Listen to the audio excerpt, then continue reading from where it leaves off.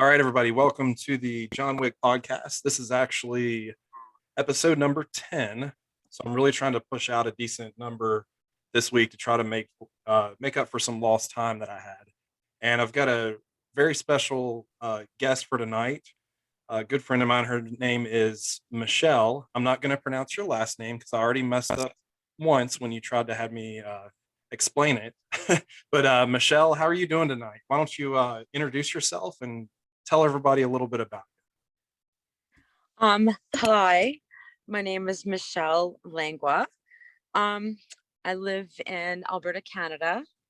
I'm 36 years old. I'm a mother of three children. I've been a mom since I was 21 years old. you? Wow. Yeah, that was my first job. And it won't be your last either, will No, nope. My kids are grown now. My youngest will be 18 in June, and my oldest is 25. So empty nested now. Yeah. Michelle, you are the second Canadian I've had on in a week. Can't get away from you all. I don't, that's not a bad thing by any means. But I had my friend Tyler on the other night, and he talked a little bit about the situation in Canada currently. Is there anything? What can you tell us about like what's going on right now in Canada? I want to know your perspective. Um, well, to be honest, Canada is sleeping. Like they're walking around in masks and they don't even really know why. And you know, that's really about it. And they're just everybody just treats everybody differently. They kind of look at you like you're a little bit diseased. Like stay away from me. Like it's definitely changed our human interaction with each other. People are just not the same because of this. And the only one out there that doesn't wear a mask, and they can't say anything to me because I searched into our common law of Canada Mhm. um of last year, and they're not allowed to do that to us. So I know our rights, and that's why the stores, nobody says anything to me. And if everybody did the same thing, then we would just go back to normal. Right. But And that's it. Everyone's just in masks here where I live. Like it's not there's not I live in like Toronto or Ontario where it's really bad over there. Um it's really bad over in that part of Canada, but where I am, everybody is just in masks and really just following orders and yeah, like a bunch of lost listening sheep. to. Yeah, Yeah. exactly.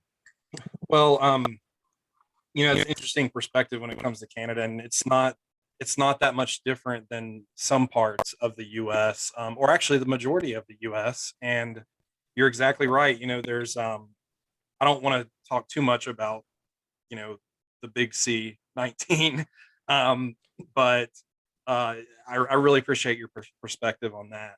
Now, you are actually a psychic medium, and Yes. that was one thing that kind of drew my attention to your account on Twitter. And Yes. I know you and I have had like a couple exchanges when it came to um, some psychic work that you've done. And I think one of the unique things about you is you do it at no charge for people because you care about them and you don't believe that you should really, I guess, necessarily at this point at least, be gaining profit for something like that. And how did you tell me about that specifically? How did you find out that you could do that and how that kind of came to be, I guess? Um, well, this is gonna probably really sound crazy to people, but um, like I've just been focusing on not my gifts, and that's just be due to just my life basically has not been in that kind of situation. And the more that I got in touch with, like, I was seeing 1111, then all the other numbers came through, and the spirit started really messing with me and stuff like that. And um it was weird. I was doing yard work one day, and my guides just told me that, my job is to do this to help people, and I'm not allowed to charge for it. Mhm. And basically it was my guides telling me that. And it's not something, I don't promote myself. I'm not gonna, say I'm gonna do readings and charge you this, because I don't have a price on it. I'm not, Right. that's not why I'm here. Right. So it was my guides. So now when you It was the say, voice in my head telling me you can't do that. And I honestly, I think it was my grandma, to be honest. I'm yeah, pretty sure it was her. Yeah. So, whether people want to believe in that stuff or not, that's why I don't. And I don't talk about it, and I don't ask people to do it. I don't do tarot, and I don't know how, because that's not how I read. mhm. I don't, I don't get it. you know, Yeah, I, I couldn't really tell you how that you works know, either. I mean, I know a no, lot of people believe in it, a lot of people don't. I'm indifferent. exactly. And I'm you the type. have to learn by your own experience. Yeah, you know and it's just by something, you having an experience, whether it's with the spirit or hearing things, or you have to experience. But if you're going to be dead set against it, it's just because you just don't want to believe it. Well, I have to believe it because they show me things, and I'm not wrong. yeah. So that's the thing. Well, When I and help people, I'm not wrong. right, and the thing is too, this this podcast specifically is going to throw a lot of people off. I don't know. I don't mean that in a bad way. What I mean is you're not my typical guest that I've had on, the past few weeks or so. Hmm. Um, but what I really want people, and I should have said this in the beginning, but what I really want people to see is how important things like energy and grounding and connecting with people, how important that is in your everyday life spiritually, Hmm. um, just from a day-to-day perspective. So that's another reason why I wanted to bring you on here, Michelle. And also, I'll tell you another reason is because you believe in me. And that's just only because of your own personal experience, Mhm. right? Because if you didn't, I wouldn't be here. Yeah, and you're spot on. I'm not going to go into specifics of what we've Mm-hmm. talked about. That's not important right now. But I, I mean, you were pretty much spot on. I mean, you were spot on. There's no pretty much I about it. know. And And I um, and I told you, I asked you, did you want me to tell you what you want to hear, or do you want right, me to tell you the truth? Right. Like, so that's a difference. And some things that, people are gonna ask you, and because they want you to tell them what they want to hear, but that's not what I see. So I'm gonna tell you what I see. So I did, and I was right. So yeah, and I guess it I is didn't what it. I didn't expect you to ask me that. When I first talked to you about it, I was just like, wait a minute. So I actually have to make a choice right here because it's kind of pointless for you to tell somebody what they want to hear, Exactly. isn't it? You have to learn your own lessons, and that's exactly what that was. Yeah, And it led you to something. Everything leads you to something else. We grow. And that's the thing. If we're in repetitive patterns like I was, on the hamster wheel, you're not going to grow. You need to just step off of it and take it as what it is, and that's just an experience, and move on. They're lessons. You planted this before you got here. hmm, The people that you meet are not by coincidence. The people that you engage your everyday life with are not by coincidence either. This was all part of our plan to be here for this exact moment in this time in humanity. yeah, So and it's that's the way that I've always looked at it, Michelle. Very similar to what you just said, but the way I've always looked at it is God is all the time opening and closing doors in people's lives. So what I mean by that is somebody may be removed from your life and move away, or something happen, but that's for a reason. And like you Mhm. said, there's someone else that comes into play. But I think at the end of the day, it's recognizing that, because Yep. it happening is one thing, but it's Mhm. recognizing it in the moment and growing from it as a learning experience. That's exactly what it is. Yeah. Because So, we're here to learn. That's why we are here. You know, our Mhm. choices are hard because we make it hard. Mine aren't though. I have always manifested things, and I don't know people believe in that, but I tell you, I've been able to change things in life in real time by doing that. So Mhm. whatever I manifest, I get. You have to put those thoughts into your head. Do you see yourself there? Do you want those things?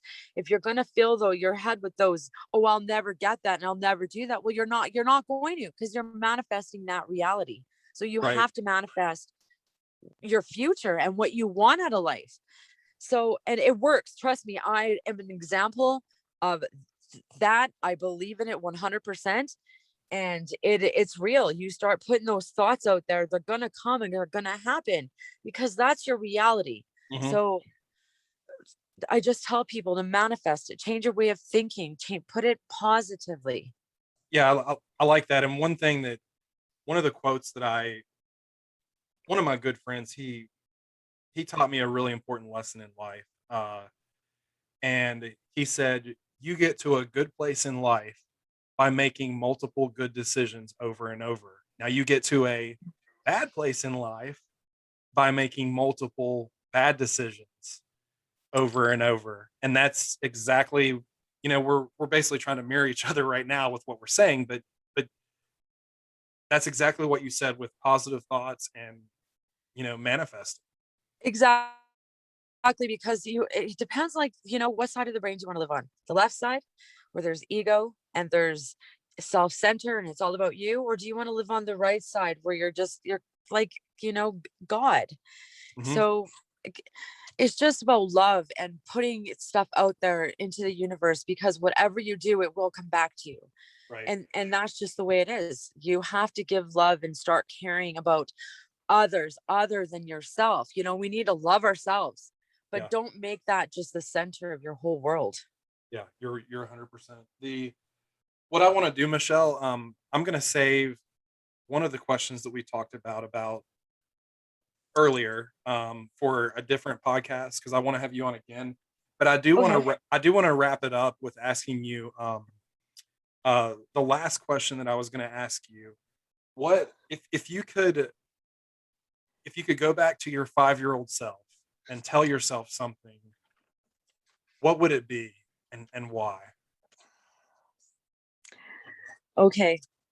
This question, I'll tell you, was probably the most hardest question anyone has ever asked me in my whole life. Was I that? had to sit I had to sit down and really give some thought into this. Mhm. Just because a lot of trauma happened at that age that never should have. And if I were to go back and tell her, I would say to her to believe in herself, and don't let people, destroy your self-esteem. And you know, um I never did that until recently. So um yeah, basically, that's why I haven't been putting myself out there. I've been working on healing my Mhm. 5-year-old self, and I need to believe in me and not care what others think. Not that I ever worried about what other people thought of me, because I've always been my own person, my own self.